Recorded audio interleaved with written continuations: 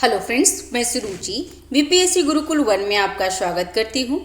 Friends, आज हम देखेंगे परफेक्शन आईएएस का जो 19 डेज प्लानर है ना, उसका देखेंगे। और आज का टॉपिक है, आज का सब्जेक्ट लिए हैं पॉलिटी का। फ्रेंड्स, इसके साथ साथ आपका हिस्ट्री का भी चल रहा है, तो इस हिस्ट्री का 5 वीडियो मैं अपलोड कर चुकी हूँ। तो आज पॉलिटी का भी देख लेते हैं। इसी तरीके से दिन में 2-2 वीडियो डाल करके आपका पूरा सिलेबस कंप्लीट करेंगे, पूरा 90 डेज का कंप्लीट कर लेंगे। ठीक है, तो चलिए स्टार्ट करते हैं। फ्रेंड्स, इससे पहले एडिटोरिया का करेंट कॉन्सेप्ट जो प्री और मेंस के लिए दोनों के लिए इम्पोर्टेंट है, वो हमारे प्लेलिस्ट में अपलोड हो रहे हैं, तो जाकर देख लीजिएगा। और साथ ही साथ एडिटोरिया का आधार टेस्ट सीरीज जो एनसीईआरटी बेस पे था और जुनून सीरीज जो ऑथेंटिक बुक पे था, वो सारे वीडियो अपलोड हो चुके हैं फ्रेंड्स, जिसमें आधार टेस्ट सीरीज का कंप्लीट हो चुका है 17 टॉपिक, और जुनून का भी कंटिन्यू चल रहा है, जिसमें 8 वीडियो हो चुके हैं, 8 टेस्ट हो चुके हैं, तो अपलोड हो चुके हैं। और परफेक्शन आईएएस का भी टेस्ट कंप्लीट हो रहे हैं फ्रेंड्स, जैसे जैसे आ रहे हैं, जैसे जैसे हो रहे हैं, उस तरीके से मैं वीडियो अपलोड कर रही हूँ। और एडिटोरिया का बिहार तथ्य संग्रह भी वीडियो अपलोड हो चुके हैं, तो जाके देख लेंगे। तो चलिए आज के स्टार्ट करते हैं। प्रस्तावना, संविधान की प्रकृति के संघ और उसके क्षेत्र के बारे में पढ़ते हैं। ठीक है, और पॉलिटी का डे नंबर 1 है, और ऐसे अगर पूछा जाए तो डे नंबर 61 है। ठीक है, तो चलिए स्टार्ट करते हैं। राज्य व्यवस्था में पहला है भारत के संविधान की प्रस्तावना। इसमें क्या, तो संविधान का एक हिस्सा है, लेकिन अन्य भागों से स्वतंत्र रूप से इसका कोई कानूनी प्रभाव नहीं है। देख लेते हैं डिस्क्रिप्शन। तो केशवानंद भारती बनाम मामले में सर्वोच्च न्यायालय ने कहा कि प्रस्तावना संविधान का एक हिस्सा है और इसका स्वतंत्र रूप से कोई कानूनी प्रभाव नहीं है, यह न्यायालय में लागू नहीं हो सकता है। ठीक है, नेक्स्ट है भारत के संविधान की प्रस्तावना के आदर्श निम्नलिखित में से किस संविधान से लिए गए हैं, तो इसका आंसर हो जाएगा ए, यूएसए से, और यूएसए से, और कहाँ से लिया गया है फ्रेंड्स, तो और फ्रांस से लिया गया है। इसका आंसर हो जाएगा ए। प्रस्तावना वाक्यांश से शुरू होता है, हम भारत के लोग, अमेरिका के संविधान से लिया गया है, और स्वतंत्रता, समानता और बंधुत्व आदर्श कहाँ से लिया गया फ्रेंड्स, तो फ्रांसीसी संविधान से लिया गया, फ्रांस से लिया गया है, तो इसलिए इसका अमेरिका और फ्रांस दोनों होगा। नेक्स्ट है निम्नलिखित में से कौन सा उद्देश्य भारत के संविधान की प्रस्तावना में शामिल नहीं है, तो आर्थिक स्वतंत्रता नहीं है, जबकि विचार की स्वतंत्रता, अभिव्यक्ति की स्वतंत्रता और विश्वास की स्वतंत्रता है। प्रस्तावना में सामाजिक आर्थिक और राजनीतिक न्याय के साथ साथ विचार, अभिव्यक्ति, विश्वास, आस्था और पूजा की स्वतंत्रता पर प्रकाश डालती है। नेक्स्ट है प्रस्तावना के बारे में निम्नलिखित कथनों पर विचार करें। और तो यहाँ कथन क्या है और क्या पूछ रहा है, सही कथन को चुनना है। और सही कथन इसमें सिर्फ सी है, जिसमें 3 सिर्फ सही है, वो दोनों देख लेंगे जब डिस्क्रिप्शन पढ़ेंगे। तो LIC ऑफ इंडिया मामले में सुप्रीम कोर्ट ने फिर से प्रस्तावना को संविधान का अभिन्न अंग माना था, तो ये सही है, इसका आंसर हो जाएगा सी। और पहला गलत क्यों है कि डॉक्टर BR अम्बेडकर ने प्रस्तावना को संविधान का पहचान पत्र नहीं बताया था। यह वाक्यांश NA पानखीवाला एक प्रख्यात न्यायविद थे और संवैधानिक विशेषज्ञ हैं। उन्होंने संविधान को क्या बोला था, तो संविधान का पहचान, और प्रस्तावना को संविधान का पहचान पत्र बोला था। ठीक है, और 1960 में बेरूवारी यूनियन मामले में कहा गया कि प्रस्तावना संविधान का हिस्सा है, तो ये गलत है फ्रेंड्स। बेरूवारी में नहीं कहा था, ये केशवानंद भारती बनाम केरल में सबसे पहली बार बोला था। बेरूवारी ये पढ़ लेंगे फ्रेंड्स, ध्यान रखेंगे, ये इंपॉर्टेंट हो जाएगा। ठीक है, तो बेरूवारी यूनियन केस 1960 में हुआ था, यह कथन गलत है। 1960 में क्या कहे थे बेरूवारी यूनियन मामले में सुप्रीम कोर्ट ने कहा कि प्रस्तावना संविधान का हिस्सा नहीं है, अतः कथन दूसरा गलत हो गया। और न्यायालय ने माना कि प्रस्तावना कानून की अदालत में लागू करने योग्य नहीं है और अनुच्छेद 368 के तहत संशोधित के अधीन नहीं है। नेक्स्ट है LIC ऑफ इंडिया केस 1995 में LIC ऑफ इंडिया केस 1995 में सर्वोच्च न्यायालय ने अपनी स्थिति को दोहराई कि प्रस्तावना संविधान का अभिन्न अंग है। हालांकि यह स्वतंत्रता के रूप में कानून की अदालत में लागू करने योग्य नहीं हो सकता, लेकिन यह संवैधानिक प्रावधानों की व्याख्या करने के लिए आवश्यक है। नेक्स्ट है निम्नलिखित कथनों पर विचार करें। और यहाँ पे पूछ रहा है सही कथन कौन से हैं। तो उद्देश्य प्रस्ताव को संविधान सभा में 13 दिसंबर 1946 को अपनाया गया था। तो अपनाया नहीं गया था फ्रेंड्स, उस टाइम लाया गया था लेकिन अपनाया उस दिन नहीं गया था, तो पहला गलत होगा। दूसरा है उद्देश्य प्रस्ताव को सर्वसम्मति से अपनाया गया था, तो ये सही है। और उद्देश्य प्रस्ताव संविधान के निर्माताओं की मानसिकता को दर्शाता है, तो ये भी सही है। तो इसका आंसर क्या होगा? बी। पहला गलत है, दूसरा तीसरा सही है। नेहरू जी ने जो जवाहरलाल नेहरू ने 13 दिसंबर 1946 को 1946 को उद्देश्य प्रस्ताव पेश किए थे, ना कि लागू हुए थे, तो इसलिए गलत हो गया था। और 22 जनवरी 1947 को अपनाया गया था, तो ध्यान रखेंगे ये डेट फ्रेंड। और ये हमने तो देख लिया। नेक्स्ट है प्रस्तावना की संशोधनीयता के संबंध में निम्नलिखित कथनों पर विचार करें, और इसमें सत्य कथन को चुनना है। ठीक है, तो पहला क्या है कि प्रस्तावना 1976 में केवल एक बार संशोधित किया गया है, और संशोधन में समाजवादी, धर्मनिरपेक्ष, एकता और अखंडता सबको शामिल किया गया, तो ये गलत है फ्रेंड्स। और इसमें संविधान के अनुच्छेद 368 के माध्यम से प्रस्तावना में संशोधन किया जा सकता है, तो ये इसमें सही आंसर पूछ रहा है, तो इसका सही आंसर हो जाएगा फ्रेंड्स, संविधान के अनुच्छेद 368 के माध्यम से प्रस्तावना में संशोधन नहीं किया जाता है। यहाँ पे तो बोल रहा है कि किया जाता है, लेकिन दूसरा तो पहला सही है, दूसरा गलत है। डिस्क्रिप्शन देख लेते हैं कि प्रस्तावना में केवल एक बार 1976 में 42वें संविधान संशोधन अधिनियम द्वारा संशोधित किया गया था, तो ये सही है। और संशोधन की सामग्री कथन दूसरा गलत है, जिसमें संशोधन में 3 नए शब्द जोड़े गए थे। कौन कौन? तो समाजवादी, पंथ निरपेक्ष और अखंडता। ये शब्द 1976 के 42वां संविधान संशोधन अधिनियम द्वारा प्रस्तावना में जोड़े गए थे। नेक्स्ट है अनुच्छेद 368 के माध्यम से संविधान संशोधन अनुच्छेद 368 के माध्यम से संशोधन कथन सही है, इसमें तो बोल रहे हैं कि सही है। सर्वोच्च न्यायालय ने विभिन्न निर्णयों में माना है कि प्रस्तावना संविधान का एक हिस्सा है, जबकि पहले के निर्णयों में सुझाया गया था कि प्रस्तावना में संशोधन नहीं किया जा सकता। न्यायालय ने स्पष्ट किया कि प्रस्तावना को अनुच्छेद 368 के तहत संशोधन किया जा सकता है बशर्ते कि प्रस्तावना में निहित संविधान की मूल विशेषताओं या मौलिक भावनाओं में कोई संशोधन नहीं किया जाए, तो इसका आंसर हो जाएगा बी। ठीक है, नेक्स्ट है प्रस्तावना में संप्रभुता के संबंध में निम्नलिखित कथनों पर विचार करें, और इसमें पूछ रहा है सत्य कथन कौन है। तो सत्य कथन सिर्फ इसमें दूसरा है। संप्रभु शब्द का अर्थ है कि राज्य को संवैधानिक सीमाओं के अनुरूप किसी भी विषय पर कानून बनाने की शक्ति दी गई है। भारतीय संविधान की प्रस्तावना भारत को संप्रभु, समाजवादी, धर्मनिरपेक्ष, लोकतांत्रिक गणराज्य घोषित करती है। हालांकि संविधान संप्रभु का परिचालन या परिभाषित शब्द प्रदान नहीं किया गया है। नेक्स्ट है सिंथेटिक बनाम स्टेट ऑफ यूपी 1990 में के मामले में सुप्रीम कोर्ट ने घोषणा की कि संप्रभु शब्द का अर्थ है कि राज्य के पास संवैधानिक सीमाओं के अनुरूप किसी भी विषय पर कानून बनाने की शक्ति है। और इंदिरा गांधी बनाम राजनारायण मामले में सुप्रीम कोर्ट ने भारत को एक संप्रभु लोकतांत्रिक गणराज्य के रूप में संविधान के मूल ढांचे के मूलभूत तत्वों में से एक के रूप में जोड़ा है। हालांकि केशवानंद भारती मामले में ने विशेष रूप से संविधान की मूल संरचना के रूप में संप्रभुता की घोषणा नहीं की है। नेक्स्ट है कौन सा कथन संविधान की कुंजी के रूप में प्रस्तावना की विशेषता का समर्थन करता है। इसका आंसर हो जाएगा सी आंसर होगा। प्रस्तावना न्याय, स्वतंत्रता और समानता सहित मूल्यों और सिद्धांतों को रेखांकित करती है।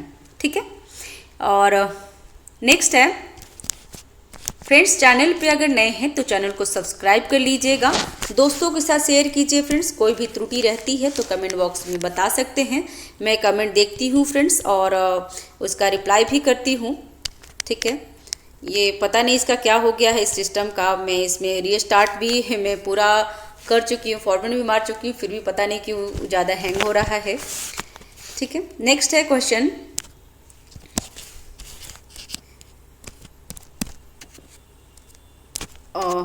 सिस्टम बिल्कुल काम नहीं कर रहा है फ्रेंड्स, माफ़ करिएगा, मैं ट्राई कर रही हूँ।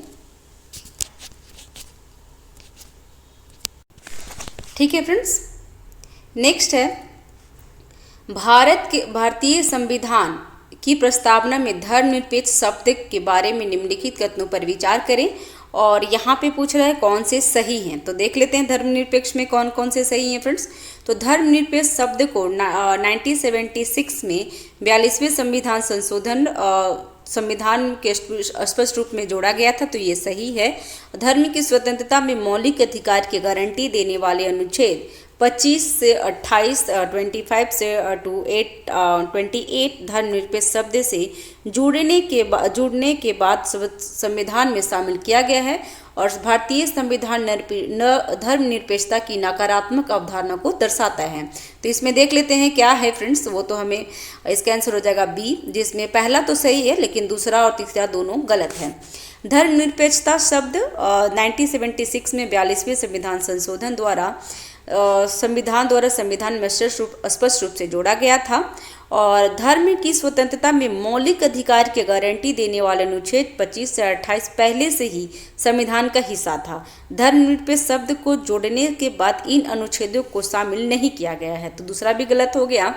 और तीसरा था भारतीय संविधान धर्मनिरपेक्षता की सकारात्मक अवधारणा को दर्शाता है, जिसका अर्थ है कि देश में सभी धर्मों को राज्य के समान दर्जा और समर्थन प्राप्त है। अतिरिक्त जानकारी है तो भारतीय संदर्भ में धर्मनिरपेक्षता की सकारात्मक अवधारणा सभी धर्मों के समान समर्थन पर जोर देती है, चाहे उनकी ताकत कुछ भी हो। यह सुनिश्चित करता है कि राज्य किसी भी विशेष धर्म का पक्ष ना ले। 42वें संविधान संशोधन द्वारा धर्मनिरपेक्ष शब्द को जोड़ना देश के शासन में धर्मनिरपेक्षता के सिद्धांत के प्रति प्रतिबद्धता को दर्शाता है। नेक्स्ट प्रस्तावना में गणतंत्र शब्द के बारे में निम्नलिखित कथनों पर विचार करें और कूट की सहायता से सही उत्तर चुनें। तो इसमें सही उत्तर क्या होगा फ्रेंड्स, इसका आंसर हो जाएगा बी, जिसमें दूसरा सिर्फ सही है। यह गणतंत्र में राज का मुखिया हमेशा एक निश्चित अवधि के लिए प्रत्यक्ष या अप्रत्यक्ष रूप से चुना जाता है, तो इसका आंसर हो जाएगा बी। एक गणतंत्र में राज की मुखिया वंशानुगत पद पर नहीं होता है, ठीक है। गणतंत्र शब्द विशेष रूप से सरकार के एक रूप को दर्शाता है जहां राज्य का मुखिया निर्वाचित होता है, न कि वंशानुगत। ब्रिटेन जैसे देश में जहां वंशानुगत राजतंत्र है गणतंत्र की श्रेणी में नहीं आते हैं।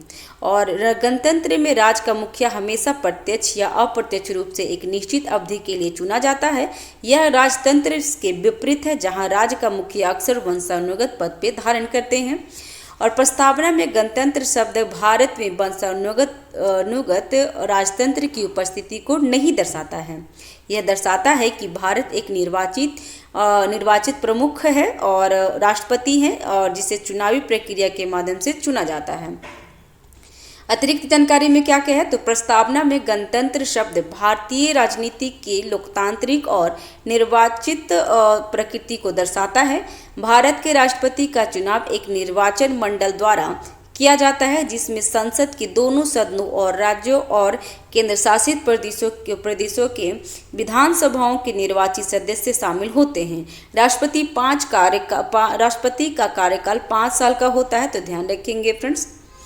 नेक्स्ट है भारतीय संविधान के लोकतांत्रिक चरित्र के बारे में निम्नलिखित कथनों पर विचार करें। और इसमें क्या पूछ रहा है, तो सही कथन को चुनना है। तो सही कथन इसमें क्या होगा, तो सिर्फ 2 सही है, इसका आंसर हो जाएगा बी। तो भारतीय राजनीति के लोकतांत्रिक चरित्र की अभिव्यक्ति में सार्वभौमिकता, वयस्क मताधिकार, आवधिक चुनाव, कानून का शासन, न्यायपालिका की स्वतंत्रता और कुछ आधारों पर भेदभाव की अनुपस्थिति शामिल है। भारतीय संसदीय लोकतंत्र में कार्यपालिका न्यायपालिका के प्रति नहीं बल्कि विधायिका के प्रति उत्तरदायी होते हैं, तो ध्यान रखेंगे। कार्यपालिका अपनी नीतियों और कार्यों के लिए विधायिका के प्रति जवाबदेही होते हैं। दूसरा है भारतीय राजनीति का लोकतांत्रिक चरित्र सार्वभौमिक, वयस्क मताधिकार, आवधिक चुनाव, कानून का शासन, न्यायपालिका की स्वतंत्रता और कुछ आधारों पर भेदभाव की अनुपस्थिति जैसे विभिन्न विशेषताओं में परिलक्षित होता है। प्रस्तावना में लोकतांत्रिक शब्द का प्रयोग व्यापक अर्थ में किया गया है, जिसमें न केवल राजनीतिक लोकतंत्र बल्कि सामाजिक और आर्थिक लोकतंत्र भी शामिल है। डॉक्टर अंबेडकर ने संविधान सभा में अपने समापन भाषण में इस आयाम को जोड़ दिया था। अतिरिक्त जानकारी इसमें क्या है, तो भारतीय संविधान का लोकतांत्रिक चरित्र बहुआयामी है, जिसमें राजनीतिक, सामाजिक और आर्थिक पहलू शामिल हैं। Doctor B R. अम्बेडकर ने लोकतंत्र के व्यापक अर्थ पर जोर देते हुए राजनीतिक लोकतंत्र के साथ साथ सामाजिक और आर्थिक न्याय प्राप्त करने की आवश्यकता पर प्रकाश डाला है। नेक्स्ट है, कौन सा कथन प्रत्यक्ष और अप्रत्यक्ष लोकतंत्र के बीच अंतर को सबसे अच्छी तरह से उजागर करता है, तो इसका आंसर क्या होगा, तो इसका आंसर हो जाएगा डी, जिसमें क्या है वो पढ़ लेते हैं सही से। तो प्रत्यक्ष लोकतंत्र में प्रमुख निर्णय सीधे लोगों द्वारा किए जाते हैं, जबकि अप्रत्यक्ष लोकतंत्र में व्यक्ति प्रतिनिधियों का चुनाव करती है, जो बदले में महत्वपूर्ण निर्णय लेते हैं। ठीक है, इसका डिस्क्रिप्शन देख लेते हैं। तो प्रत्यक्ष लोकतंत्र में अक्सर जनमत संग्रह के माध्यम से निर्णय लेने में नागरिकों की सक्रिय भागीदारी शामिल होती है, जबकि अप्रत्यक्ष लोकतंत्र लोगों की ओर से निर्णय लेने के लिए निर्वाचित प्रतिनिधियों पर निर्भर करता है। अतः अप्रत्यक्ष लोकतंत्र निर्णय लेने की प्रक्रिया में निर्वाचित प्रतिनिधियों की भूमिका पर जोर देता है। नेक्स्ट है, निम्नलिखित में से कौन से मूल्य और आदर्श भारतीय संविधान की प्रस्तावना में स्पष्ट रूप से उल्लिखित नहीं है, तो इसका आंसर हो जाएगा सी, पर्यावरणीय, जबकि सामाजिक, आर्थिक और राजनीतिक तीनों सम्मिलित हैं। तो भारतीय संविधान की प्रस्तावना मौलिक दर्शन और मूल्यों को मूर्त रूप देती है, जिस पर संविधान आधारित होता है। इसमें स्पष्ट रूप से सामाजिक मूल्यों जैसे न्याय, समानता और बंधुत्व जैसे राजनीतिक आदर्श, संप्रभुता, समाजवाद और लोकतांत्रिक शामिल हैं, जबकि प्रस्तावना सामाजिक और राजनीतिक पहलुओं पर जोर देते हैं। यह पर्यावरणीय मूल्यों का स्पष्ट रूप से उल्लेख नहीं करती है। संविधान के अन्य भागों में पारिस्थितिकी संबंध विचारों को संबोधित किया गया है, जैसे राजनीति के निर्देशक तत्व में डीपीएसपी और मौलिक कर्तव्य में है। नेक्स्ट है, संविधान की प्रकृति के बारे में पढ़ लेते हैं फ्रेंड्स। तो संविधान सभा की मांग से संबंधित निम्नलिखित घटनाओं को कालानुक्रमित क्रम में व्यवस्थित करें। तो पहला क्या है, इसका आंसर देख लेते हैं, मिलाना ही है, तो इसका आंसर हो जाएगा बी, जिसमें पहला हो गया एम.एन. रॉय ने संविधान सभा का विचार प्रस्तावित किया था। और कब किए थे, तो एम.एन. रॉय ने संविधान सभा का विचार प्रस्तावित किया था कब, 1934 में। भारत में कम्युनिस्ट आंदोलन के अग्रणी एम.एन. रॉय ने पहली बार संविधान सभा का विचार सुझाया था। तो एक बार क्वेश्चन आता है, तो इनका नाम याद रखेंगे फ्रेंड्स, एम.एन. रॉय और 1934, इतना ध्यान रखेंगे। नेक्स्ट है, भारतीय राष्ट्रीय कांग्रेस ने आधिकारिक तौर पर संविधान सभा की मांग 1935 में भारतीय राष्ट्रीय कांग्रेस ने आधिकारिक तौर पर एक संविधान सभा की स्थापना की आह्वान किया था। जवाहरलाल नेहरू ने वैश्विक मताधिकार के साथ संविधान सभा की आवश्यकता की घोषणा की। कब किए थे, तो 1938 में। आईएनसी का प्रतिनिधित्व करने वाले जवाहरलाल नेहरू ने वैश्विक मताधिकार के आधार पर निर्वाचित संविधान का सभा की आवश्यकता पे बल दिए थे। नेक्स्ट है, ब्रिटिश सरकार ने अगस्त प्रस्ताव 1940 में मांग स्वीकार की कि ब्रिटिश सरकार ने संविधान सभा की मांग को स्वीकार कर लिया, जिसमें 1940 में अगस्त प्रस्ताव के रूप में जाना जाता है, तो ध्यान रखेंगे। नेक्स्ट है, सर स्टैफोर्ड क्रिप्स ने क्रिप्स प्रस्ताव प्रस्तुत किए। कब किए थे, तो 1942 में।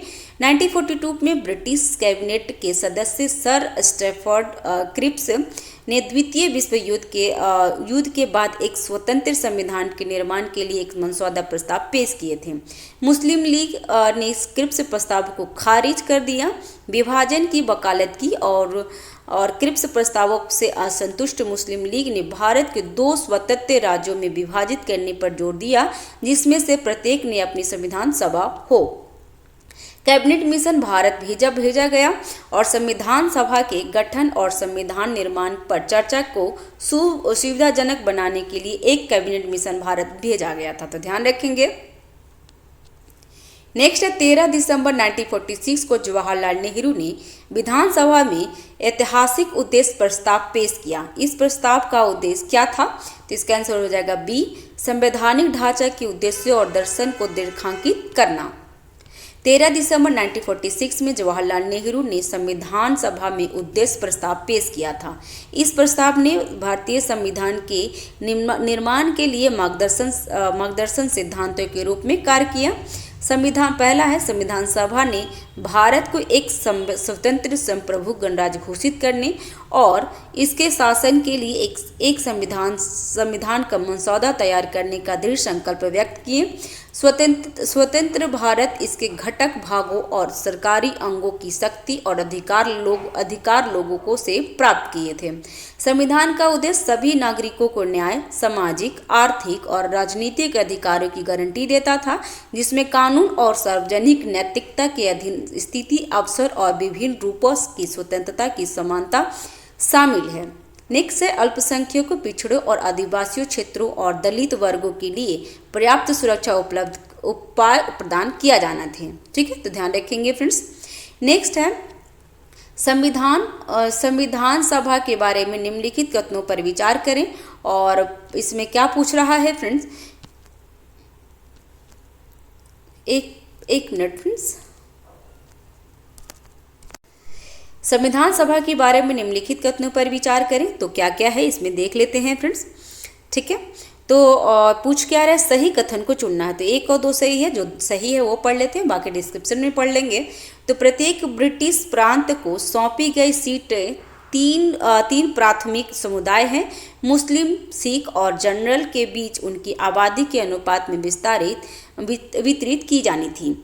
और दूसरा है क्या, संविधान सभा का उद्देश्य एक ऐसा निकाय होना था जो आंशिक रूप से निर्वाचित और आंशिक रूप से नामित हो गया था। ठीक है, और इसका डिस्क्रिप्शन, उसका आंसर हो जाएगा बी। संविधान सभा का गठन नवंबर 1946 में कैबिनेट मिशन द्वारा प्रस्तावित योजना के आधार पर किया गया था। अतिरिक्त जानकारी क्या क्या है, तो प्रांतों और रियायतों या छोटे राज्यों के मामले में राज्य के समूहों को उनकी संबंधित आबादी के आधार पर सीटें आवंटन की जानी थी, जिसमें प्रति मिलियन आबादी लगभग 1 सीटें पर अनुपात था। ठीक है फ्रेंड्स, आप मुझे सजेशन कर सकते हैं कि कौन सा टैबलेट है कौन सा सही होता है। ये मेरा लेनोवो का था और ये बहुत ज़्यादा मुझे हैंग हो रहा है। मुझे लेकर के मात्र 2-3 महीने ही हुए हैं और ये इतना ज़्यादा इशू क्रिएट कर रहा है। नेक्स्ट है ब्रिटिश प्रांतीय, प्रत्येक ब्रिटिश प्रांत के लिए निर्दिष्ट सीटें तीन मुख्य समुदाय कौन कौन, तो मुस्लिम, सिख और जनरल के बीच उनकी आबादी के अनुपात में वितरित की जानी थी। प्रत्येक समुदाय में सदस्यों को प्रांतीय विधानसभा में उनकी समुदाय सदस्यों द्वारा एकल असंक्रमणीय वोट के माध्यम से अनुपातिक प्रतिनिधित्व की विधि का उपयोग करके चुना जाना था। नेक्स्ट है रियायतों के प्रतिनिधियों को उन राज्यों के प्रमुखों द्वारा नामित किया जाना था। नेक्स्ट है संविधान के प्रारूप के संबंध में निम्नलिखित तथ्यों पर विचार करें और सही तथ्य को चुनना है। इसका आंसर हो जाएगा सी, केवल 3 सत्य है, जिसमें संविधान के मसौदे को 14 दिनों तक विचार किया गया था। संविधान तैयार करने में कितना समय लगा है, तो 2 वर्ष 11 महीने और 18 दिन का समय लगा था। ये भी पूछ लेता है फ्रेंड्स। और भारतीय संविधान के मसौदे 60 से अधिक देशों से संविधान से लिखकर भेजा गया था। संविधान बनाने में लागत कितना लगा है फ्रेंड्स, तो 64 लाख रुपए लगे हैं। नेक्स्ट संविधान के मसौदे पर संविधान सभा ने 14 दिनों तक विचार किए थे और मसौदा तैयार करने में मसौदा समिति को 14 दिन लगे थे। नेक्स्ट है संविधान सभा और उसके संबंध में कॉलम ए और कॉलम 2 दिया गया है, तो इसके बारे में पढ़ लेते हैं।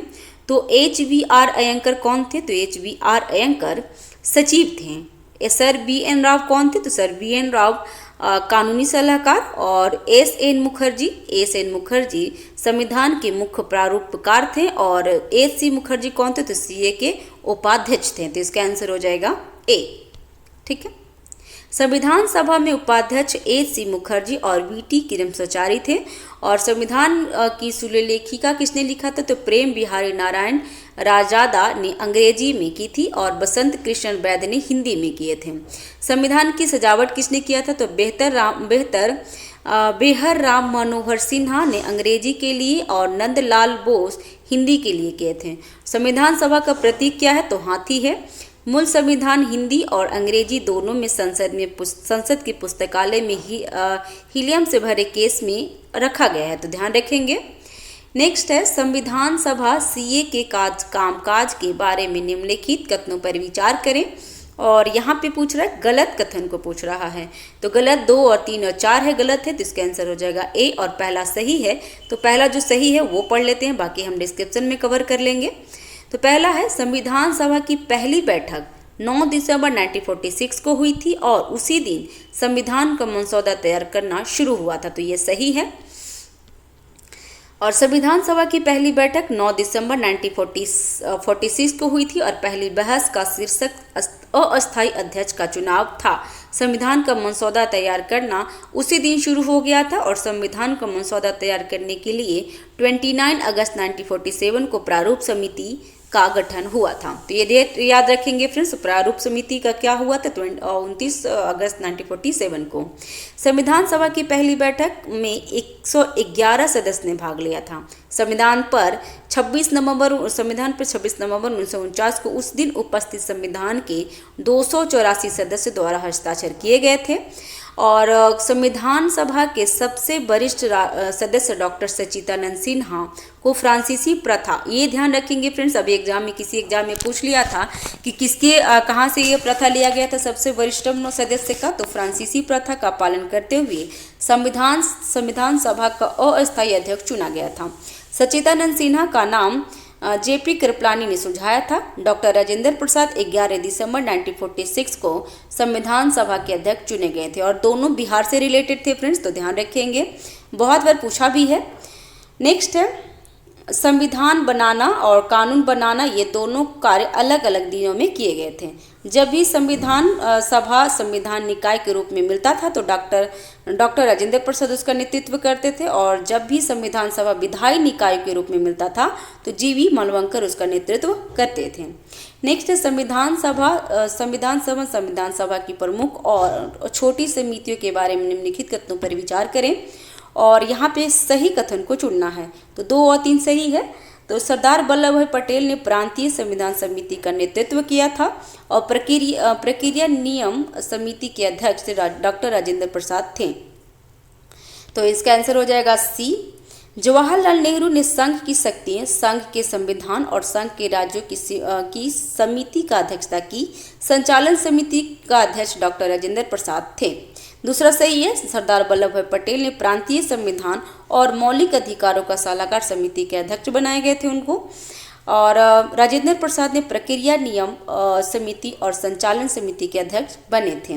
नेक्स्ट है कॉलम 1 और कॉलम 2 को मिलान करना है, तो इसका हम देख लेते हैं कौन किसके साथ संबंधित है फ्रेंड्स।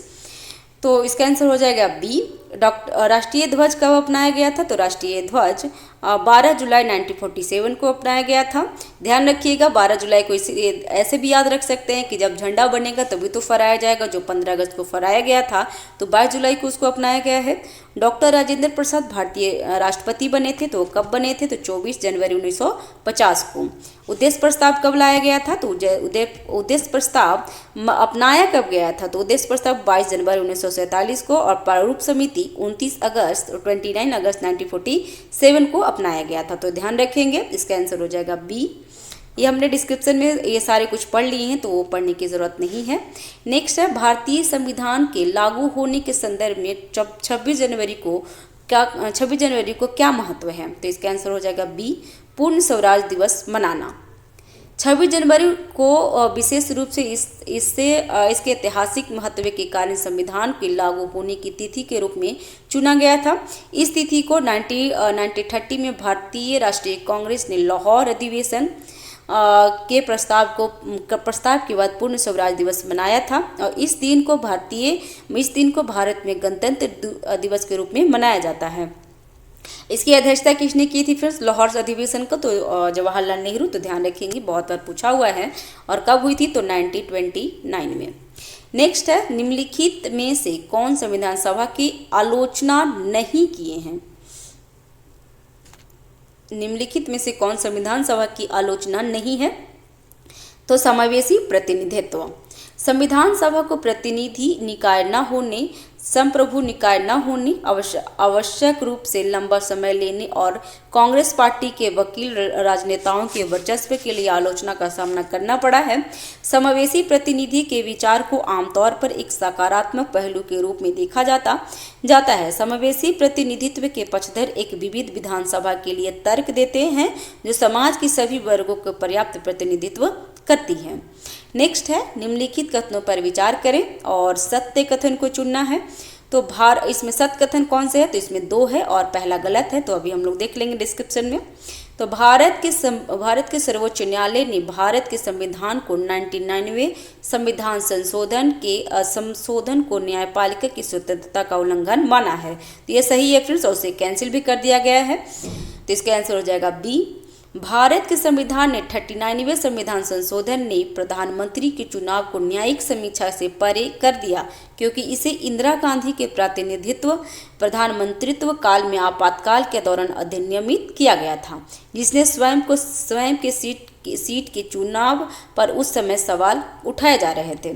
दूसरा है, भारतीय संविधान के 99वें संविधान संशोधन NJC अधिनियम को न्यायपालिका की प्रस्तावना की सीमित करने और नियुक्ति में सरकार की शक्ति बढ़ावा वाला माना जाता है, क्योंकि केंद्रीय कानून मंत्री और अनुसूचित जाति, जनजाति, अल्पसंख्यकों और अन्य पिछड़े वर्गों या महिलाओं से चुने गए लोगों भी न्यायिक नियुक्ति में भूमिका निभाने जा रहे थे। नेक्स्ट है, एकमात्र ऐसा संविधान संशोधन है फ्रेंड जो अब मान्य किया गया है। तो ध्यान रखेंगे, 99वां संविधान संशोधन सुप्रीम कोर्ट के लिए था। नेक्स्ट है, कथन और कारण पूछ रहा है। तो भारतीय संविधान सबसे लंबा लिखित संविधान है जिसमें ढेर सारे कानूनी खंड हैं। और दूसरा है, हमारे संविधान में अनिश्चितता और मुकदमेबाजी को कम करने के लिए तुलनात्मक प्रावधानों की व्याख्या करते हुए कहीं और किए नए न्यायिक निर्णयों के संशोधन परिणामों को शामिल किया गया है। तो इसका आंसर हो जाएगा ए और आर दोनों सत्य है और आर ए की सही स्पष्टीकरण कर रहा है। तो इसका आंसर हो जाएगा ए। भारतीय ये तो हमने देख लिया फ्रेंड्स। तो नेक्स्ट देख लेते हैं, भारतीय राजनीतिक में निम्नलिखित में से कौन सी एक आवश्यक विशेषता है जो यह दर्शाती है कि यह संघीय चरित्र की है? कौन सी है फ्रेंड्स? इसका आंसर क्या होगा? इसका आंसर हो जाएगा बी। संघ की समान विशेषताएं जैसी दोहरी सरकार, शक्तियों का विभाजन, लिखित संविधान, संविधान की सर्वोच्चता, संविधान की कठोरता, स्वतंत्रता, न्यायपालिका, द्विसदनीयता, केंद्र द्वारा राज्य के राज्यपाल की नियुक्ति एकात्मक सिद्धांत को दर्शाती है, इसलिए कथन दूसरा सही है। नेक्स्ट है, संविधान के निर्माताओं ने सभी ज्ञात संविधानों के कामकाज से प्राप्त संचित अनुभवों को शामिल करने और उन सभी दोषों और खामियों से बचने की कोशिश की जिनकी उन संविधान के प्रकाश में आशंका हो सकती है। निम्नलिखित में से कौन सा प्रावधान अपने संबंधित स्रोत से मेल खाती है? तो इसका आंसर हो जाएगा डी। समवर्ती सूची कहाँ से लिया जाता है फ्रेंड्स? तो ये ऑस्ट्रेलिया से लिया गया है, तो इसका ध्यान रखिए। संसदीय सरकार यूएसए से नहीं लिया गया है फ्रेंड्स। डीपीएस भी फ्रांस से नहीं, ये आयरलैंड से लिया गया है। संशोधन जर्मनी से नहीं लेकर के दक्षिण अमेरिका से लिया गया है। और संसदीय सरकार यूएस से नहीं लिया गया है, ये यूके से लिया गया है। ब्रिटिश संविधान से क्या क्या लिया गया है फ्रेंड्स? तो संसदीय सरकार, कानून का शासन, विधायी प्रक्रिया, एकल नागरिकता, कैबिनेट प्रणाली, विशेषाधिकार रिट और संसदीय विशेषाधिकार और द्विसदनीयता। ये सब ध्यान रखेंगे फ्रेंड्स, एग्जाम में पूछता है सिंगल क्वेश्चन में। इसमें 69 में ही पूछ लिया था कि डीपीएसपी कहाँ से लिया गया है, तो ये आयरलैंड से लिया गया है। दक्षिण अफ्रीका से भारतीय संविधान में संशोधन की प्रक्रिया लिया गया है, 368 जो है दक्षिण अफ्रीका से लिया गया है। और राज्यसभा में सदस्यों का चुनाव ऑस्ट्रेलिया से समवर्ती सूची लिया गया है। व्यापार, वाणिज्य और गोलमेज की स्वतंत्रता और संसद के दोनों सदनों की संयुक्त बैठक जो 108 आर्टिकल्स में है वो लिया गया है ऑस्ट्रेलिया से, ध्यान रखेंगे। नेक्स्ट है निम्नलिखित कथनों पर विचार करें और कौन से सही है वो पूछ रहा है, तो इसका आंसर हो जाएगा बी, दूसरा सही है, पहला गलत है। तो भारत का संविधान न्यायिक समीक्षा के माध्यम से नागरिकों की स्वतंत्रता की रक्षा करता है, तो इसका आंसर हो जाएगा बी, पहला गलत है। क्यों गलत है वो देख लेते हैं। तो भारत ने संविधान में मूल संरचना को सही भी परिभाषित नहीं किया है। संसद की संशोधन शक्ति को सीमित करने के लिए 24 अप्रैल 1973 को केशवानंद भारती मामले में सर्वोच्च न्यायालय द्वारा इस शब्द को स्पष्ट रूप से उल्लेखित किया गया है। नेक्स्ट है कथन, दूसरा कथन क्या है कि न्यायिक समीक्षा न्यायालयों द्वारा सरकार की विधायिकों कार्यकारी और प्रशासनिक शाखाओं की कार्रवाइयों की जांच करने की शक्ति है और इस तरह सार्वजनिक स्वतंत्रता की रक्षा करती है। नेक्स्ट है भारत की संसदीय लोकतंत्र ब्रिटिश मॉडल पर आधारित है, लेकिन दोनों के बीच एक सूक्ष्म अंतर है। अंतर कौन सी है तो वो देख लेते हैं। तो इसका आंसर सही उत्तर पूछ रहा है, तो इसका आंसर हो जाएगा सी, दोनों अंतर है। ब्रिटिश संसद संप्रभु है, लेकिन भारत में लोगों की शक्ति अंतिम अधिकार रखती है, तो ये सही है क्योंकि हमारा जो संविधान स्टार्ट होता है प्रस्तावना हम भारत के लोग। नेक्स्ट है भारत में न्यायपालिका संसद के किसी अधिनियम के संशोधन में संवैधानिकता को देखभाल कर सकती है, लेकिन ब्रिटेन में संसदीय संप्रभुता के कारण न्यायपालिका की समीक्षा शक्ति को सीमित करती है, तो दोनों सही है, इसका आंसर हो जाएगा सी, हमने देख लिया। नेक्स्ट संसदीय शासन प्रणाली वह है जिसमें क्या, तो जिसमें क्या है फ्रेंड्स, तो इसका आंसर हो जाएगा सी, सरकार संसद के प्रति उत्तरदायी होते हैं, तो ध्यान रखेंगे फ्रेंड्स। नेक्स्ट है क्या समस्या है फ्रेंड्स, पता नहीं, ये मुझे बहुत थका देता है काम करने में। एक भी वीडियो मैं शूट करती हूँ मैं परेशान हो जाती हूँ, एक तो मुझे टाइम बहुत कम मिलती है। फ्रेंड्स चैनल पे अगर नए हैं तो चैनल को सब्सक्राइब कर लीजिएगा, बहुत समस्याओं से घिरे हो करके मैं वीडियो बनाती हूँ फ्रेंड्स, ठीक है। और चैनल को सब्सक्राइब कर लीजिएगा फ्रेंड्स, लाइक कीजिए, दोस्तों के साथ शेयर कीजिएगा। तो इसमें इसका आंसर हो जाएगा सी, सरकार संसद के प्रति उत्तरदायी होती है। तो अनुच्छेद 75 के अनुसार कार्यपालिका विधायिका के प्रति उत्तरदायी होती है, सामूहिक उत्तरदायित्व भी होता है, और जिसका अर्थ क्या है, तो जिसका अर्थ है प्रत्येक मंत्री की जिम्मेदारी पूरी परिषद की जिम्मेदारी होती है। नेक्स्ट संसदीय शासन प्रणाली के गुणों की पहचान करें, और क्या है इसका गुण, तो इसका आंसर देख लेते हैं। सभी कथन के बारे में बोले कितनी कथन सही है, तो इसका आंसर देख लेते हैं फ्रेंड्स। इसका आंसर है ए बी, जिसमें दूसरा सही है, बाकी सब गलत है, इसमें दो सही है। इसका डिस्क्रिप्शन ही देख लेते हैं, वही ज़्यादा इजी हो जाएगा आपके लिए भी और हमारे लिए भी। तो पहला कथन सही था कि कार्यकारी शक्ति एक परिषद में निहित होती है, किसी एक व्यक्ति में नहीं। कार्यपालिका को अविश्वास प्रस्ताव द्वारा विधायिका द्वारा हटाया जा सकता है, समाज का व्यापक प्रतिनिधित्व संभव है, और प्रधानमंत्री मंत्रियों का चयन करते समय इन आदर्शों को बढ़ावा दे सकते हैं। तो दूसरा भी सही था। तीसरा गलत था इसलिए कि कार्यपालिका विधायिका का एक हिस्सा है और दोनों काम में न्यायोचित है, इसलिए विधायिका और कार्यपालिका के बीच सामंजस्य। और चौथा है विधायिका और कार्यपालिका शक्ति इतना सख्त पृथक्करण नहीं करती, इसलिए यह प्रणाली शक्ति पृथक्करण की भावना के विरुद्ध है। नेक्स्ट है अमेरिकी राष्ट्रपति प्रणाली में के बारे में निम्नलिखित कथनों पर विचार करें, और उसमें पूछ रहा है कि गलत कथन को चुनना है। तो इसमें केवल दो कथन गलत है, कौन कौन है गलत वो देख लेते हैं। तो पहला सही है, जिसमें लिखा हुआ था कि वह सरकार और राज्य दोनों का प्रमुख होता है, तो वो तो सही है। डिस्क्रिप्शन ही पढ़ लेते हैं फ्रेंड्स, ज़्यादा ईजी हो जाएगा। तो वह सरकार और राज्य दोनों का प्रमुख होता है। सरकार के प्रमुख रूप से वह कार्यकारी पद पर होता है और राज्य के प्रमुख रूप से औपचारिक पद पर होता है। तो ध्यान रखेंगे, ये अमेरिका के बारे में कह रहा है। राष्ट्रपति का चुनाव 4 वर्षों की अवधि के लिए होता है और उसे महाभियोग के द्वारा कांग्रेस अमेरिका संसद का द्वारा नहीं हटाया जा सकता। तो जो अमेरिका के राष्ट्रपति को महाभियोग द्वारा नहीं हटाया जा सकता क्योंकि वहाँ बहुत ही कठोर होता है। नेक्स्ट है राष्ट्रपति को कांग्रेस द्वारा नहीं हटाया जा सकता। और क्योंकि भारत में संसद सरकार के अधीन की जांच करने के लिए अविश्वास प्रस्ताव का प्रयोग कर सकती है और राष्ट्रपति के पास प्रतिनिधि सभा को भंग करने की शक्ति नहीं है। नेक्स्ट है संसदीय शासन प्रणाली के बारे में गलत विकल्पों को चुनना है। इसमें गलत कौन सा है फ्रेंड्स, देख लेते हैं। तो इसका आंसर हो जाएगा सी, तीसरा गलत है। जो सही है वो पढ़ लेते हैं। ठीक है फ्रेंड्स, तो देख लेते हैं 20 नंबर क्वेश्चन कि इसका क्या आंसर होगा। तो इसका आंसर होगा सी, जिसमें सी सही है। इसका आंसर है, गलत पूछ रहा था तो सी गलत है। ठीक है, तो इसमें डिस्क्रिप्शन देख लेते हैं। डिस्क्रिप्शन में क्या क्या लिखा हुआ है, क्योंकि इसमें डिस्क्रिप्शन में सारे डिटेल्स में लिखा हुआ है फ्रेंड्स।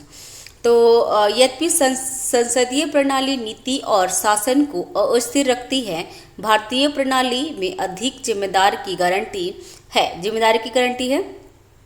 अमेरिकी अवधारणा अधिक स्थिरता देती है लेकिन कम जिम्मेदारी है, जबकि ब्रिटिश अधिक जिम्मेदारी देती है लेकिन कम स्थिरता है। नेक्स्ट है संविधान निर्माता सत्ता के सख्त पृथक्करण द्वारा विधायिका और कार्यपालिका के बीच में दरार पैदा नहीं करना चाहते हैं और ब्रिटिश संविधान संसद की संप्रभुता प्रदान करता है और भारत में संसद सर्वोच्च नहीं है।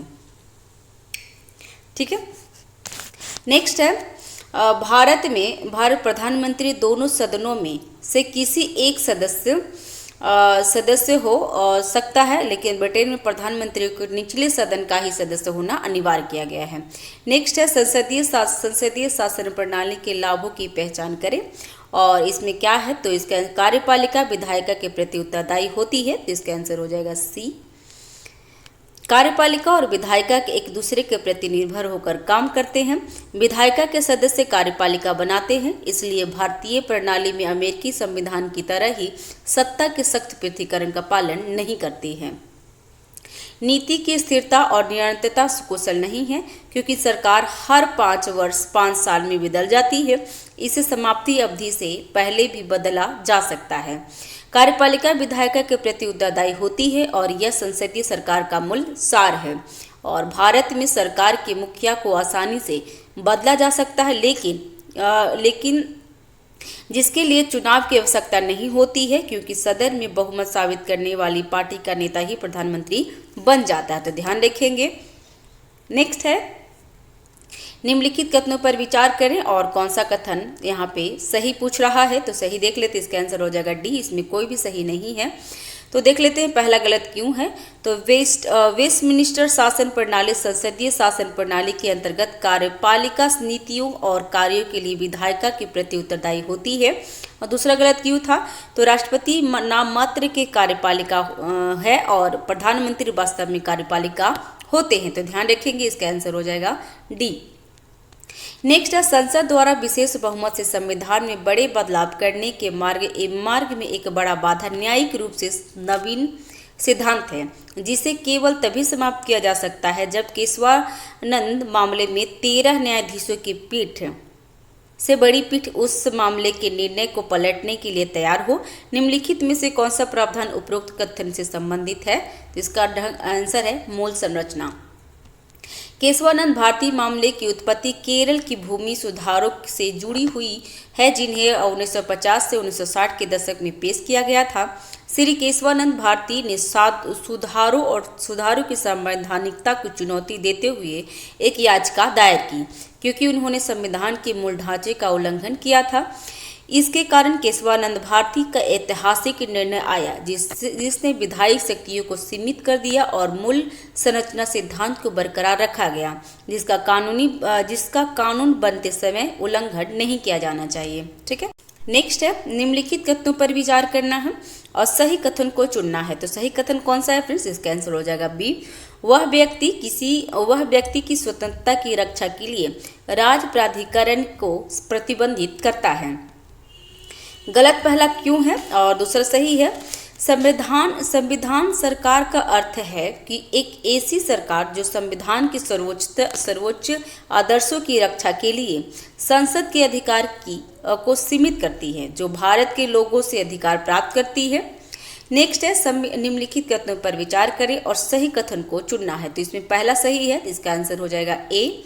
संविधान राज्य सूची पर संघ सूची और राज्य सूची पर समवर्ती सूची का प्रभुत्व सुरक्षित करता है, तो ये सही है।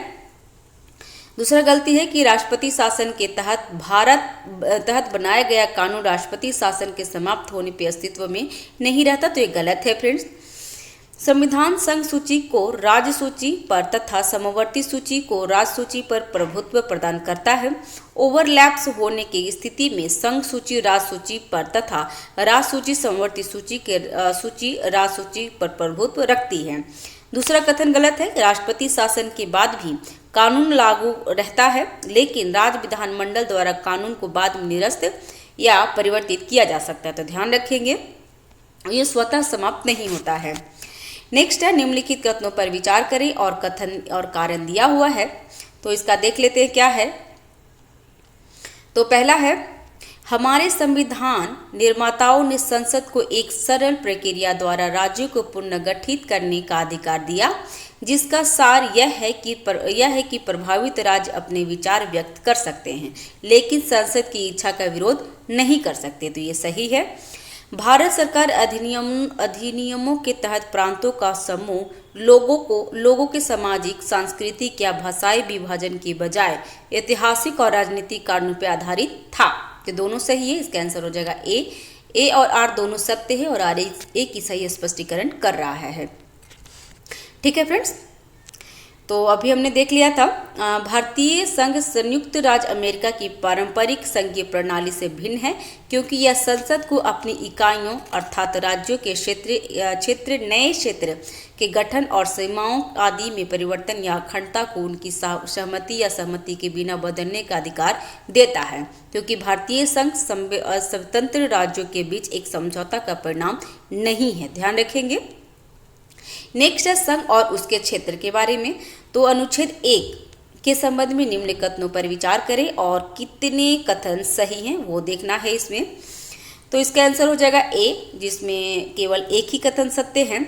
और कौन है, तो पहला देख लेते हैं। अनुच्छेद 1 में क्या कहा गया है कि इंडिया अर्थात भारत राज्यों का संघ अर्थात इसे अलग नहीं किया जा सकता।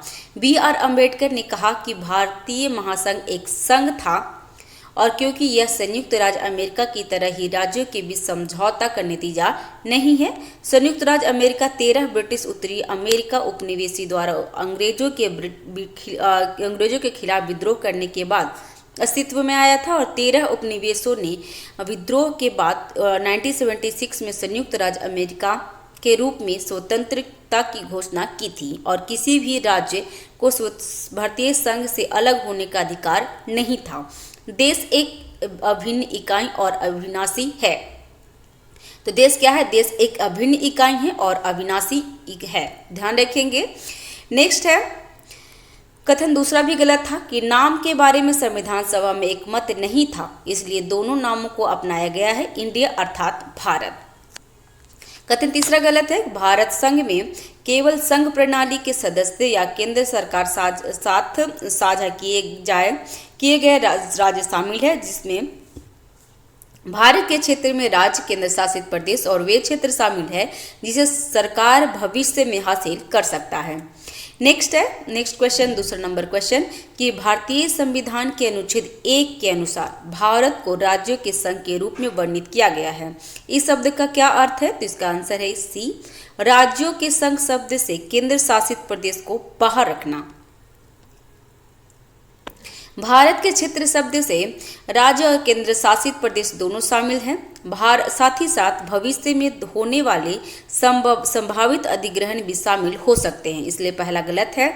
अविनाशी संघ के विपरीत भारत राज्य को संघ होने के नाते अविनाशी संघ को दर्शाता है और भारत के संघ की तुलना में एक व्यापक शब्द है, जिसमें राज्य, केंद्र शासित प्रदेश और संभावित भविष्य के क्षेत्र शामिल हैं। भारत संघ स्वतंत्र राज्यों के बीच एक राजनीतिक समझौते का परिणाम नहीं है, जो इसे अमेरिकी मॉडल ऑफ फेडरेशन से अलग करता है। ठीक है। नेक्स्ट क्वेश्चन है, निम्नलिखित कथनों पर विचार करें और इसमें सत्य कथन को चुनना है, कौन कौन सही है। तो इसका आंसर है 3, 4 और 5 सही है, तो वो देख लेते हैं और जो बाकी जो गलत है वो हम लोग डिस्क्रिप्शन में देख लेंगे। तो अनुच्छेद 3 के तहत क्या है, तो के कारण भारत को अविनाशी संघ और अविनाशी राज्य कहा गया है। तो ये सही है। भारत क्या है, तो भारत एक अविनाशी संघ का विनाशकारी राज्य है। तो ध्यान रखेंगे, क्योंकि राज्य को हम क्या करते हैं, तोड़ मरोड़ करते हैं। जैसे कि बिहार का तोड़ करके झारखंड बनाया गया था 2000 में, फिर मध्य प्रदेश और मध्य प्रदेश उड़ीसा का जगह थोड़ा काट काट के छत्तीसगढ़ बनाया गया है। तो ये क्या करते हैं कि अविनाशी संघ है, जो भारत है एक अविनाशी संघ है, लेकिन विनाशकारी राज्य होता है। अनुच्छेद 2 और 3 के लिए संसद के साधारण बहुमत की आवश्यकता होती है। संसद को भारत या उसके राज्यों की सीमाओं को बदलने का अधिकार है। तो इसका आंसर हो जाएगा डी।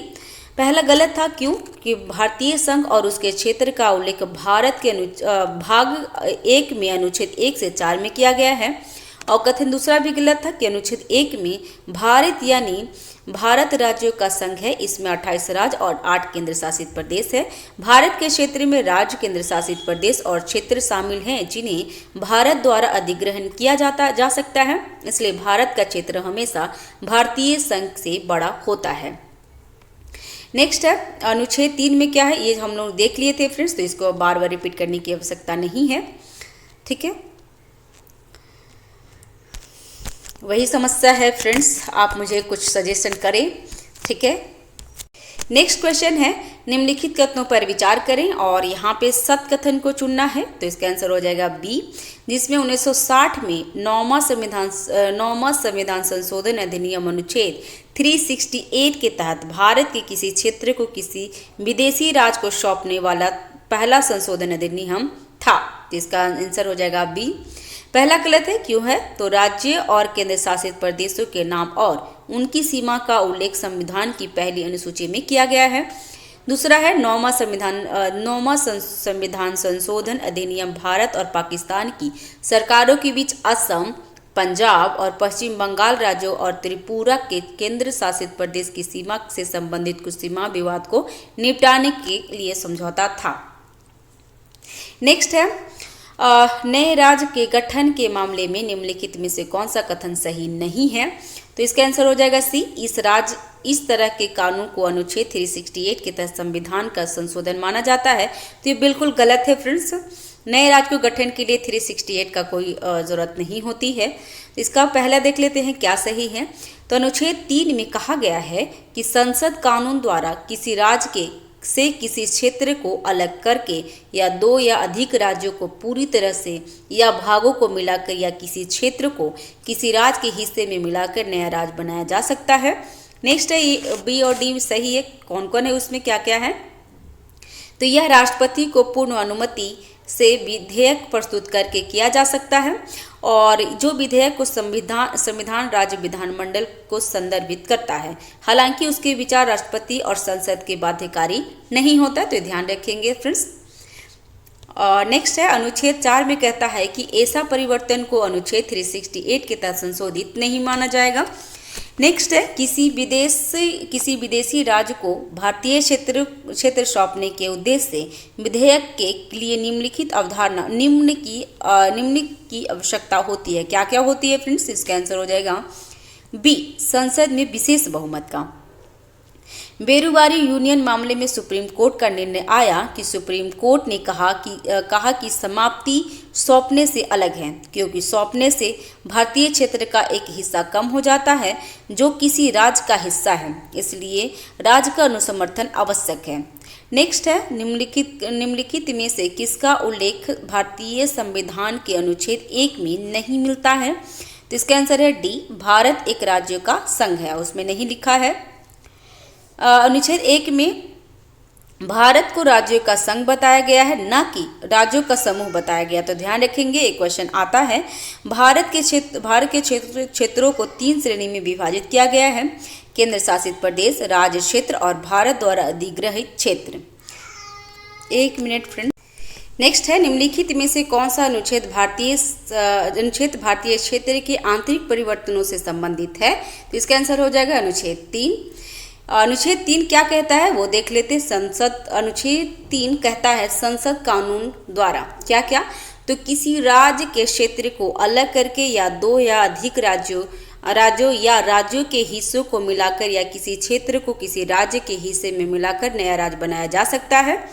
किसी राज्य के क्षेत्र को बढ़ाया जा सकता है, किसी राज्य के क्षेत्र को कम किया जा सकता है, किसी राज्य की सीमा को बदला जा सकता है और किसी राज्य का नाम बदला जा सकता है। तो ध्यान रखेंगे। नेक्स्ट है, क्या संसद इंडिया का नाम बदलकर भारत कर सकती है? क्या यह संवैधानिक रूप से वैध है? तो इसमें आंसर क्या होगा? इसका आंसर हो जाएगा अनुच्छेद डी में क्या था? इसका आंसर है डी। संसद को नाम बदलने के लिए संशोधन की आवश्यकता नहीं है। भारतीय संविधान का अनुच्छेद 1 में कहता है कि इंडिया यानी भारत 28 राज्यों और 8 केंद्र शासित प्रदेशों का संघ है। भारत का नाम 26 जनवरी 1950 से अस्तित्व में है, यानी जिस दिन संविधान लागू हुआ। संसद को नाम बदलने के लिए किसी संशोधन या कानून की आवश्यकता नहीं है, क्योंकि भारत पहले से ही इंडिया का नाम दूसरा है। तो ठीक है, ध्यान रखिएगा, जब ही अभी इंडिया का नाम भारत कर दिया गया है तो ध्यान रखिएगा, यह भी पूछ भी सकता है। नेक्स्ट है, राज्य पुनर्गठन आयोग 1956 में कितने राज्य और केंद्र शासित प्रदेश बनाए गए थे? तो आंसर हो जाएगा बी, 14 राज्य और 6 केंद्र शासित प्रदेश बनाए गए थे। ठीक है, राज्य पुनर्गठन आयोग का गठन भारत सरकार द्वारा 29 दिसंबर 1953 को फजल अली की अध्यक्षता में, ये पूछता है फ्रेंड्स, ध्यान रखिएगा कि राज्य पुनर्गठन आयोग किसके अध्यक्षता में गठित किया गया था? तो फजल अली की अध्यक्षता में। और कब? तो 1953 को। राज्यों की सीमाओं को फिर से निर्धारित करने के मामले पर विचार करने के लिए किया गया था। 1 नवंबर 1956 को 14 राज्य और 6 केंद्र शासित प्रदेश बनाए गए थे। नेक्स्ट है, राज्य पुनर्गठन नियम पर राज्य पुनर्गठन पर निम्नलिखित समितियों को कालानुक्रमित रूप से व्यवस्थित करें। इसका आंसर हो जाएगा डी। पहला क्या है? तो पहला एस के धर समिति, उसके बाद जेपी समिति और थर्ड में हो गया फजल अली समिति। एस के धर आयोग कब हुआ था? तो जून 1948 में। प्रशासनिक सुविधा के संदर्भ में पुनर्गठन की सिफारिश की और जेपी समिति जवाहरलाल नेहरू, वल्लभ भाई पटेल और पट्टाभी सीतारमैया ने दिसंबर 1948 में पुनर्गठन के आधार के रूप में भाषा को खारिज कर दिया। फजल अली आयोग की स्थापना जो अभी हमने देखे थे 1953 में की गई थी। इसकी सिफारिश से लोगों की भाषाई, सांस्कृतिक एकता, आर्थिक और प्रशासनिक और अन्य कल्याणकारी आवश्यकताओं पर आधारित थी। तो ध्यान रखेंगे फ्रेंड्स। नेक्स्ट है, मिलान करना है। ठीक है फ्रेंड्स, तो इसमें मिलान करें, इसका आंसर हो जाएगा बी। मिलान कर लेते हैं। तो जेपी समिति कब हुआ था? तो दिसंबर 1948 में। एस के धर समिति 17 जून 1948 में। फजल अली हो गया, अभी हमने देखा था फ्रेंड्स 22 दिसंबर 1948 में। माफ़ कीजिएगा, फजल अली और 14 राज्य और केंद्र शासित प्रदेश कब हुआ था? तो 1 नवंबर 1956 में हुआ था। फजल अली आयोग 22 दिसंबर 1948 में तो नहीं हुआ था। यहाँ पे क्या लिख रहा है देख लेते डिस्क्रिप्शन में, कि इसके धर आयोग की स्थापना 17 जून 1948 में हुआ था, जो हमने अभी देख लिए थे। और राज्यों की भाषाई पुनर्गठन के लिए भारत राष्ट्रीय कांग्रेस द्वारा दिसंबर 1948 में जेपी समिति का गठन किया गया था और 1 अप्रैल 1949 को रिपोर्ट प्रस्तुत की गई थी। आंध्र प्रदेश का गठन 1 अक्टूबर 1953 में पोट्टी श्रीरामुलु की मृत्यु के बाद हो गया था। और राज्य पुनर्गठन के लिए फजल अली आयोग की स्थापना 22 दिसंबर 1953 को की गई थी। रिपोर्ट 1955 को प्रस्तुत किया गया था। तो यहाँ पे हमें गलत लग रहा था फ्रेंड्स, तो वो गलत भी है। फजल अली का 22 दिसंबर 1953 था ना, ठीक है। 1953 को फजल अली का हुआ था फ्रेंड्स, तो ये ध्यान रखेंगे। और राज्य पुनर्गठन अधिनियम 1956 में 7वें संविधान संशोधन 1956 के परिणाम स्वरूप 14 राज्य और 6 केंद्र शासित प्रदेश से 1 नवंबर 1956 को बनाया गया था। तो ध्यान रखेंगे उसका। नेक्स्ट है, निम्नलिखित युग्मों पर विचार करें और इसमें पूछ रहा है कि सही ढंग से सुमेलित है। तो कुल रियायतें कितनी थी, तो 565 ही, तो ये सही है, बाकी ये सब गलत है। जम्मू कश्मीर जनमत के संग्रह से नहीं हुआ था फ्रेंड्स, जम्मू कश्मीर और जूनागढ़ जनमत से हुआ था। ऑपरेशन पोलो हैदराबाद के लिए हुआ था और जम्मू कश्मीर विलय पत्र के लिए हुआ था, तो तीनों के एक दूसरे से एक्सचेंज कर दिया था। 1947 के दौरान भारत में 565 रियायतें थी। 565 565 में 562 भारत में शामिल हो गए थे। 3 रियायतों को एकीकृत किया गया था, वे हैदराबाद, जम्मू कश्मीर और जूनागढ़ थी। 26 अक्टूबर 1947 में हस्तांतरण विलय के पत्र पर जम्मू कश्मीर को भारत में एकीकृत किया गया था। जम्मू कश्मीर का संविधान 17 नवंबर 1956 को अपनाया गया और 26 नवंबर 1957 से लागू हो गया था। जम्मू और कश्मीर पुनर्गठन अधिनियम 2019 द्वारा जम्मू और कश्मीर को विशेष दर्जा समाप्त कर दिया गया और राज्य को 2 केंद्र शासित प्रदेशों में जम्मू कश्मीर और लद्दाख में विभाजित कर दिया गया था। जूनागढ़ गुजरात में एक रियासत थी जिसे जनमत संग्रह द्वारा भारत में एकीकृत किया गया था। जूनागढ़ के लोगों ने भारत में शामिल होने के लिए मतदान किया, जबकि उसके शासक पाकिस्तान में शामिल होना चाहते थे। नेक्स्ट है हैदराबाद के शासक निजाम मीर उस्मान अली। कौन नाम है उसका, तो निजाम मीर उस्मान अली हैदराबाद को पाकिस्तान में शामिल करना चाहते थे। ऑपरेशन पोलो नामक पुलिस कार्रवाई द्वारा हैदराबाद को भारत में एकीकृत किया गया था। सरदार वल्लभ भाई पटेल और उनके सचिव वीपी मेनन के प्रयासों से 565 रियायतों को भारत में एकीकृत किया गया था।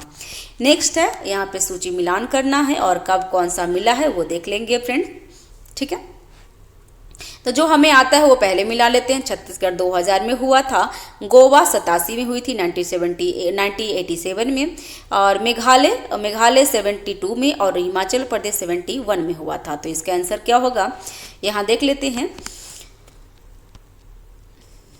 1987 में गोवा भारत का 25वां राज्य बन गया और वर्ष 2000 में छत्तीसगढ़ 27वां राज्य बन गया था और उत्तराखंड 27वें और 28वें राज्य बन गए थे झारखंड। 1972 में मेघालय 21वां राज्य बन गया था और मणिपुर और त्रिपुरा क्रमशः 19वें और 20वें राज्य बन गए थे। 1971 में हिमाचल प्रदेश 18वां राज्य बन गया था, तो ध्यान रखेंगे फ्रेंड्स। नेक्स्ट है 100वें संविधान संशोधन अधिनियम से संविधान की पहली अनुसूची में 4 राज्यों के क्षेत्र से संबंधित प्रावधानों में संशोधन किया गया। वे 4 राज्य कौन हैं, तो इसका आंसर हो जाएगा ए असम, पश्चिम बंगाल, मेघालय और त्रिपुरा। फ्रेंड्स, मैं वीडियो बहुत ही मेहनत से बनाती हूँ, इसमें मैं अपने बच्चों को बार बार जा करके उसे देखना पड़ता है क्योंकि मैं अकेली रहती हूँ। तो प्लीज़ चैनल को सब्सक्राइब करें, सपोर्ट करें फ्रेंड्स, लाइक करें, शेयर भी करें। नेक्स्ट है सिक्किम के बारे में निम्नलिखित कथनों पर विचार करें और इसमें पूछ रहा है कि सही कथन को चुनना है। तो इसका आंसर है केवल 2 सही है। तो मई 1974 में सिक्किम कांग्रेस के राजशाही शासन को समाप्त करने का फैसला किया और सिक्किम विधानसभा ने सिक्किम सरकार अधिनियम 1974 पारित किया था। पहला गलत है कि चोल्याय सिक्किम पर शासन करने वाले वंशानुगत राजा थे। पहला गलत किया है कि ब्रिटिश काल के दौरान सिक्किम एक भारतीय राज्य था, तो ये गलत है फ्रेंड्स।